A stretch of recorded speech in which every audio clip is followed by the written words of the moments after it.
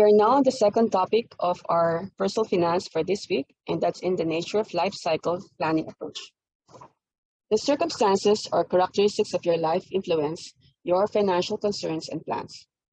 What you want and need, and how and to what extent you want to protect the satisfaction of your wants and needs, all depend on how you live and how you'd like to live in the future.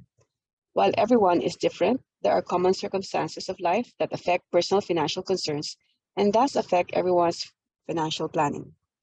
Personal circumstances that do influence financial thinking therefore include family structure, health, career choice, and age. Family structure and health affect income needs and risk tolerance. Career choice affects income and wealth or asset accumulation. Age and stage of life affect sources of income, asset accumulation, spending needs, and risk tolerance. Therefore, sound financial planning is based on a thorough understanding of your personal circumstances and goals. Needs, desires, values, and priorities all change over a lifetime, and financial concerns change accordingly. Ideally, personal finance is a process of management and planning that anticipates or keeps abreast with these changes. Therefore, an analysis of the life stages, or what we call life cycle, is part of financial planning. As a young adult between 18 to 25 years old, you are more likely to have no dependence, little, if any, of accumulated assets, and few wealth. Assets are resources that can be used to create income, decrease expenses, or store wealth as an investment. As a young adult, you are likely to have comparatively small income needs, especially if you're providing only for yourself. Therefore, your employment income is probably your primary or sole source of income. Having no one and almost nothing to protect, your willingness to assume risk is usually high. And at this point in your life, you are focused on developing your career and increasing your earned income. And investments you have are geared towards growth. For the family formation between ages 26 to 35 years old, as your career progresses, income increases, but so does spending. Lifestyle expectations increase. If you now have a spouse and dependents and elderly parents to look after, you have additional needs to manage. In middle adulthood, you may also be acquiring more assets such as a house, a retirement account, or an inheritance. And as income, spending, and assets grow, as in the family development between ages 36 to 49 years old, your ability to assume risk also grows, but willingness to do so typically decreases. Now you have things that need protection, dependence, and assets.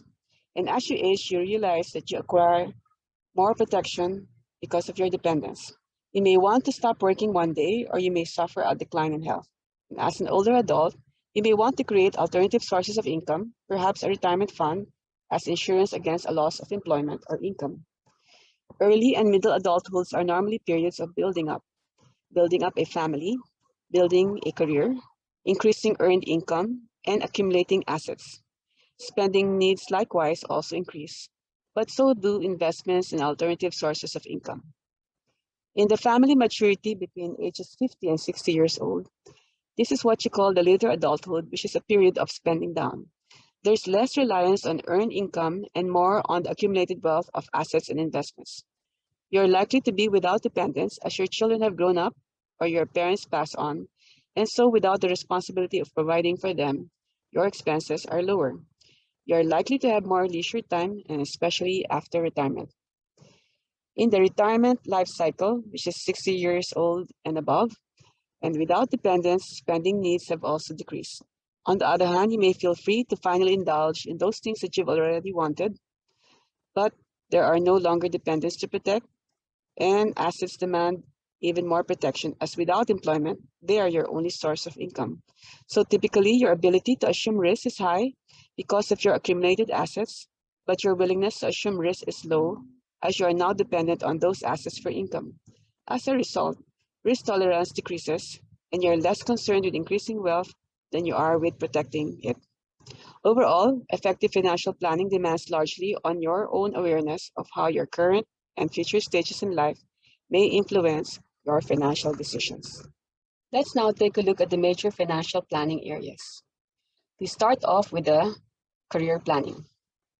Career planning is what you call the self-evaluation and planning done by a person to have a strong career path. Career planning process is the continuous or iterative process of understanding oneself, setting career goals, revising skills, and searching for the right career options. Career planning is a stepwise process which enables an individual to focus on where to want to be in life professionally. Self-assessment is necessary to understand one's capabilities and drawbacks, and the various career options should be explored in detail to find a fit between one's abilities and the opportunities provided by a career option.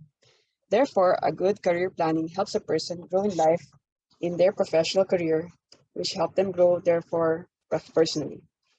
The steps in the career planning process includes the following. One, as mentioned, is self-assessment. This is understanding yourself and the skills and areas of interest you are in. Secondly, research on careers. This is the second step in the process to understand the career options, companies available, growth options in career. Third is setting the career objectives. This is the next step in the career planning to set short-term as well as long-term career goals for oneself and to have a clear career path. And four, learn and improve your skills. It's the process to keep acquiring new skills and knowledge to be in line with career objectives and with career requirements. Five, you need to prepare your curriculum vitae, or what we call a CV.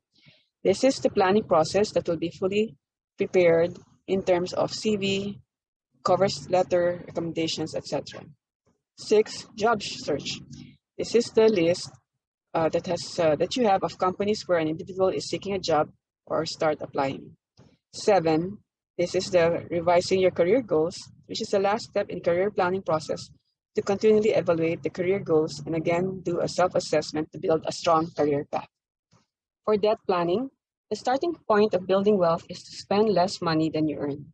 Although today this is easier said than done, majority of the people can't manage their money without having too much debt and living well beyond their means. Therefore, knowing what you are spending is the start.